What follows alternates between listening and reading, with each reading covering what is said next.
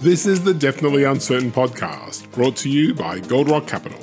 Each week, we look at how high net worth families can improve their lives, decisions, and investments in a deeply uncertain world. We always aim to provide practical information, even if we can't offer specific investment advice.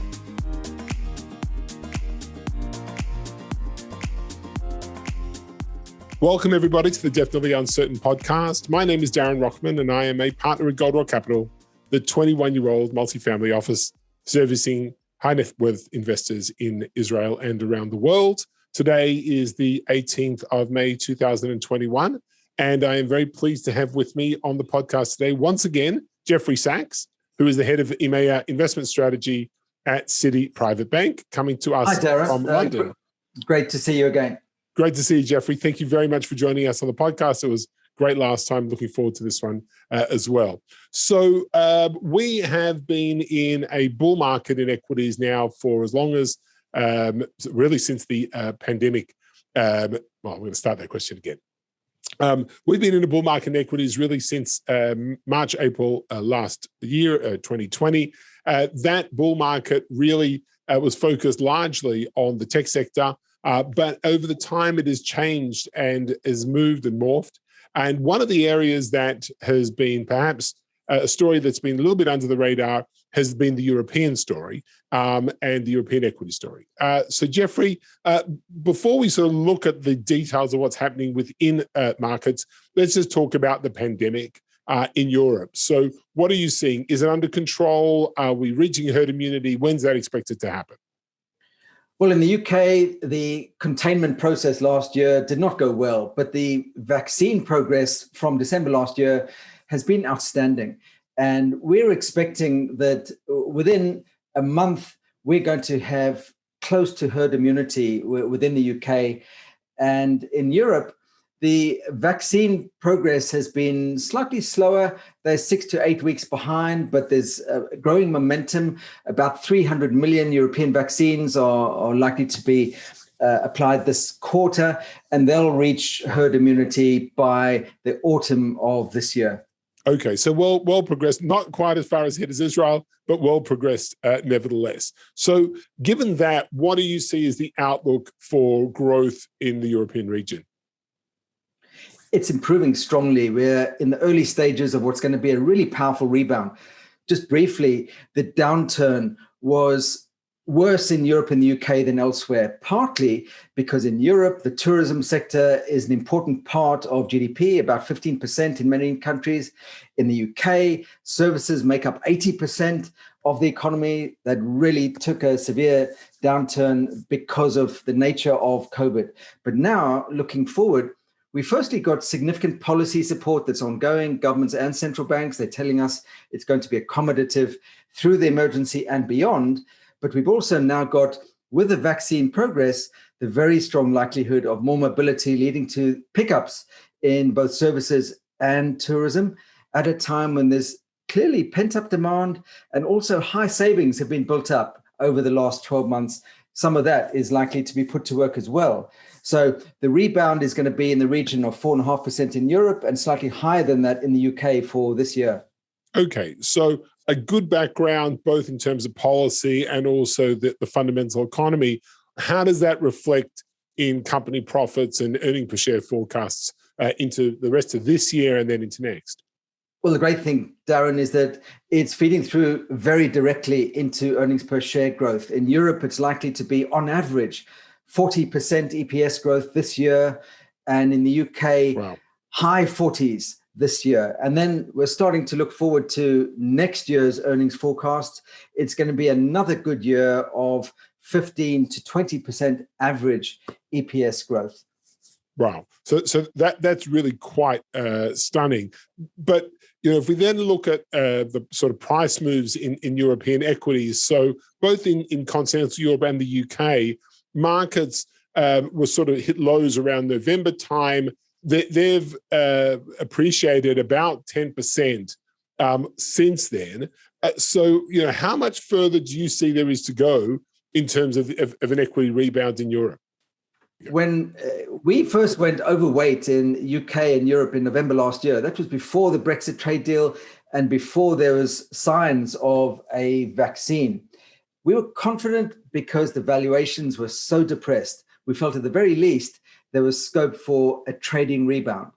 Then we trebled the size of the UK overweighting in March, and we kept the overweighting in Europe in the belief that the rebound would be the start of a long-term bull market. That was based on, firstly, the strong recovery in earnings that we talked about. Secondly, low rates for longer, which is supporting the valuation argument. It keeps the discount rate for valuing equities low. Thirdly, we look at the relative versus fixed income valuation, the yield gap, and it's particularly attractive at around 2.5% in Europe and the UK. So that should encourage flows from fixed income into the region. And then finally, when we look at the political backdrop, we think it's benign. So it's those factors in combination that make us think there's substantially further in the bull market to go in both Europe and the UK. Okay, so is this time different? Because we've looked at the European story on multiple occasions as being a potential outperformer. And unfortunately, I think lots of investors have been disappointed by that. So why would it actually be different this time around? It is different. Europe is disappointed because in the past, it's disappointed on the growth front and had political concerns. Now, this time, when we look at the growth outlook, we think there's a new engine of growth, and that's green energy. This is something that is becoming more prominent globally, and Europe is leading the way. And the carbon reduction targets in Europe are more aggressive than other areas. And now with the EU Recovery Fund, the 750 billion euro fund, a significant portion of that is also going to be invested in green-related areas. So you've got in Europe a new growth engine, and in the UK, you've got a significant growth engine in the months ahead through significant infrastructure spending as the Conservative government looks to implement what they said they'd do in their last manifesto at the last December 2019 election, which was to level up the country. So you've got the growth engines. And then when we look at the political side in both Europe and the UK, we don't see headwinds. We think the German election is going to be benign. We think the Scottish election in the UK was not a market-moving event in any way. Okay, so you start to touch on the UK. So let's take our focus there. You used the B word, Brexit, a minute ago. Is Brexit really behind us? Are now there trade agreements in place, which is going to support the country getting back to growth after many years of suffering with uncertainty? It's almost behind us. There's a couple of headwinds that are still ahead. But when you look at the expectations for Brexit going back 6 months, we've got a much better scenario now than had been expected. And that's what's not priced. But let's just focus on a couple of areas that are still challenging. Firstly, you've got ongoing admin and logistical issues on the borders. We think that those issues are gradually being resolved through better use of technology. That's number one. Secondly, there is pressure to implement the Northern Irish Protocol, which is part of the withdrawal agreement, without impacting on the Good Friday Agreement, which keeps the peace between Northern Ireland and Southern Ireland. And we think that that issue is gradually going to be resolved through diplomatic channels. Both sides have got it in their best interest to make sure that the Irish Sea border gradually gets a softer approach with exports from the UK to Northern Ireland. That's the key thing. Okay. I think the third area that we're looking out for is a services agreement that would include financial services. Of course, the Brexit deal was only on trade. And there's a long way to go on that front. And the good thing is that both sides are engaged. The critical thing was in December, they came to a deal. So they left as friends and neighbors. So the services negotiations are very much ongoing. And we expect it's going to be several months before we get something concrete. But the trend is decent and not particularly market moving at this stage. Okay. So Brexit, for all intents and purposes, from an investor perspective, is a done deal, is what you're saying, with some holes that need to be patched up as we move forward, which you think will happen. You're bullish about the UK as an investment area, something that we've discussed also before the podcast.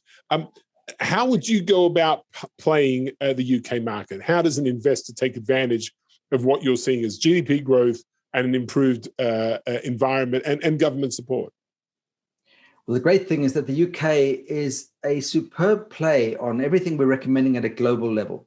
So firstly, we're recommending investors to move from defensive areas into cyclical areas. And the UK market is made up of 63% of market cap in cyclicals. So that's areas like materials, industrials, energy. Secondly, at a global level, we're recommending a shift from growth to value. Typically, value does well when yield curves steepen and long bond yields rise, which they are. And the UK has got around 58% of market cap in value. And that includes the financial sector, where you've actually got genuine deep value with potential catalysts. That's maybe something we can elaborate on.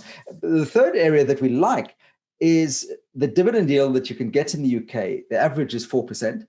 In a world of financial repression where yields are so low and below rates of inflation, we're having to work harder to generate income in portfolios. And the dividend yield in the UK really stands out at a time when companies are now confident in resuming dividend payments. So it's those three areas that for us stand out. Okay. At an index level, so let's just have a look at the FTSE 100 and then the FTSE 250. So the FTSE 100 tends to be impacted by global trends. You've got global companies in there, lots of foreign earnings. The 250, much more domestic. But when you look at the 250, it's had a massive run up over the last few months. I think something in the range of 25 or 30%. So, where would you be focusing an investor's attention? Would it be the sort of more the bigger end with the more global companies, or the smaller end where maybe there's already been a lot of appreciation? It depends on the investor's current exposure to the UK. If it's currently low or nothing, they should be looking at the FTSE 100 for the beta and also for the exposure to international areas that you mentioned, and the three areas that I touched on: cyclicals, value, dividend yield. They're very prominent within the FTSE 100. The stocks are liquid and ownership levels are generally low. So we're likely to see any buying followed by further buying. The momentum on the technical side is very, very strong. Okay. Now, for investors who are already weighted in the UK, we are recommending that they diversify into the FTSE 250. It certainly gives you that domestic pickup that you touched on. And we're seeing anecdotally, the domestic picture is very, very strong. Friends looking to buy houses are unable to do viewings because there's no supply. So you've got this powerful pickup in all areas of the economy, and the mid-cap space, which is the FTSE 250, is particularly exposed. The rally, as you mentioned, is significant, but actually, firstly, is small relative to US mid-caps that rallied by about 80% from the COVID lows.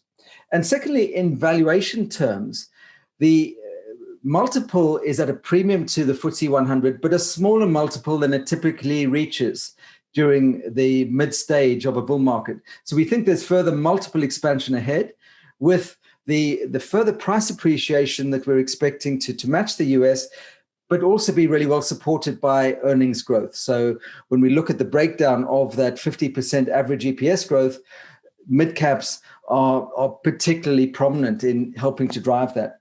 Okay, interesting. Now let's look at the currency aspect of this, because obviously the pound dollar and pound euro are going to play a factor in this. There's been quite a lot of pressure on the dollar over the last sort of few months. The UK market, is that going to be negatively affected if that trend continues, or is that going to be a benefit for dollar investors who want to put money into the UK? Well, firstly, we do think that the dollar in the second half of the year will resume its long-term downtrend. And we do think that the euro and sterling will be two cross rates that actually benefit as the dollar weakens. Will they be headwinds? Our view is no. If you look at the UK historically, there's been that inverse correlation with a stronger sterling leading to a weaker FTSE 100 because of the significant export exposure. But if you look more recently, that inverse correlation has broken down, and a strong sterling is moving with a strong market. And we think that's likely to continue because ownership of both is so low and pent-up demand for both is high. So we're starting to see accumulation of all UK assets simultaneously. That's sterling, equities, also property, also gilts, where you can get good duration. We think for a period of a few months at least, all will move up together. So it's a confidence thing. It's absolutely a confidence thing. Now that we're through the worst of both Brexit and COVID, with ownership levels particularly low. And we actually saw that pent-up demand just after the December 19 election and just before COVID began. And then it went on ice for a period of months and is now resuming that pent-up demand and really now reflected in strong inflows. With regard to the euro, we do think we'll have a stronger euro in the coming months, perhaps to 125 against the US dollar.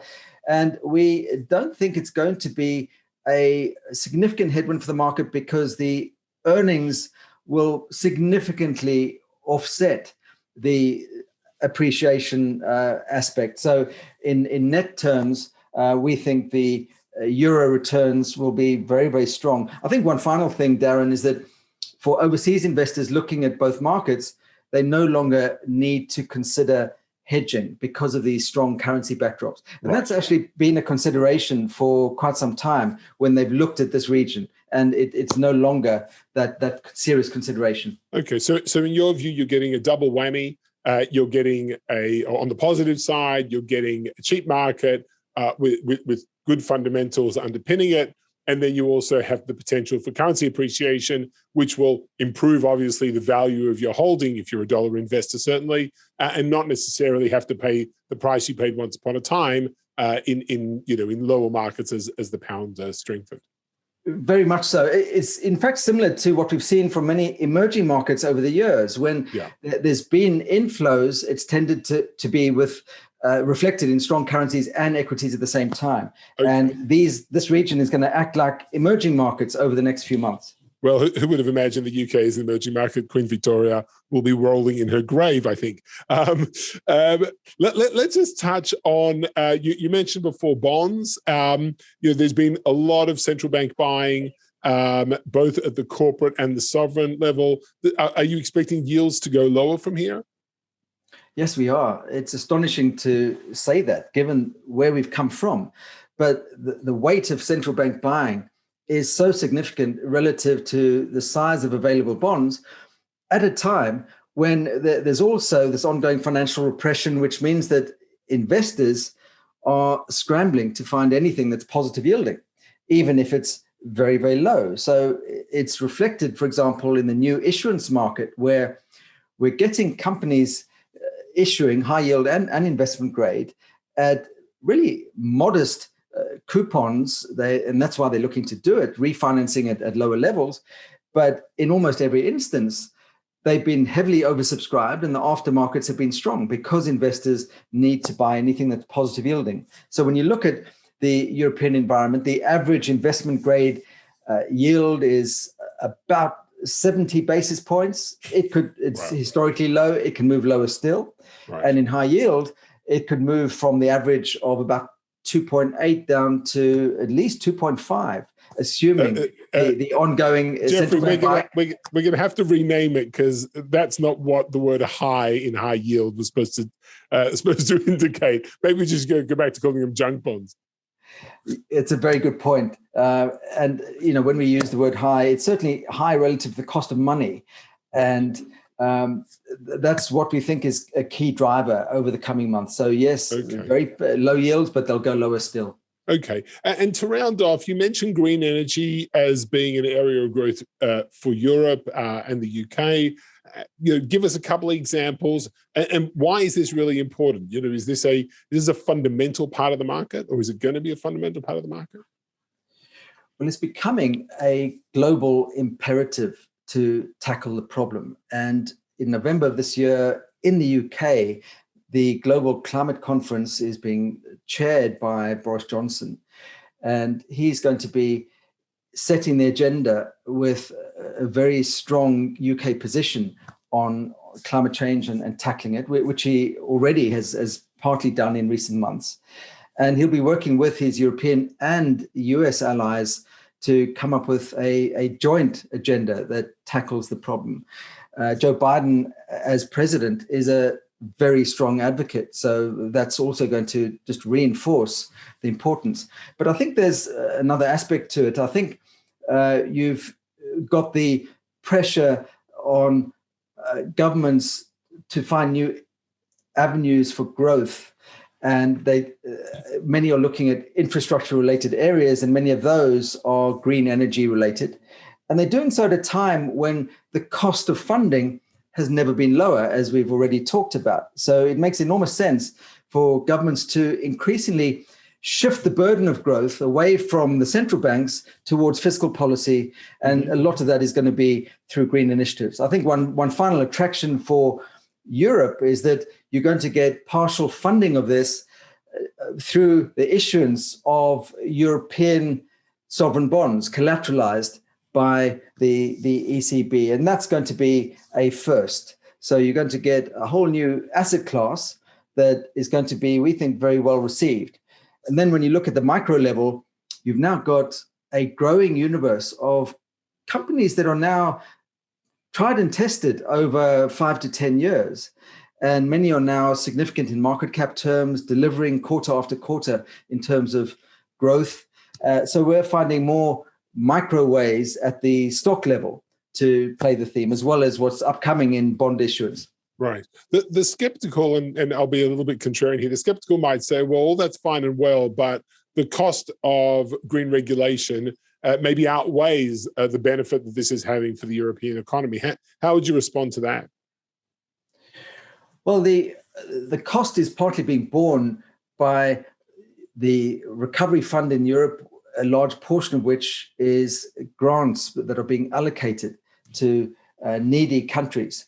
So that cost for those countries is very, very low.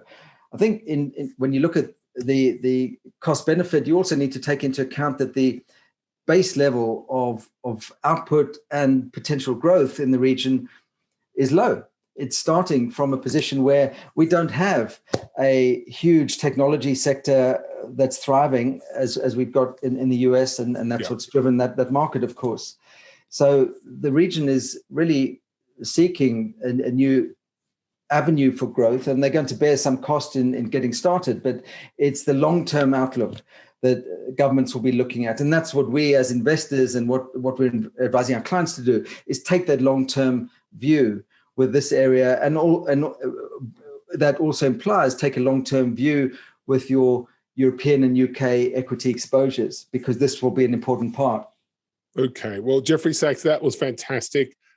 Really enjoyed having you again on Definitely Uncertain. And we do look forward to next time, because every time it's super insightful and clear. So thanks, everybody, for watching this episode of the podcast. You can get the podcast, both audio and video, wherever you get your podcasts, and also on YouTube.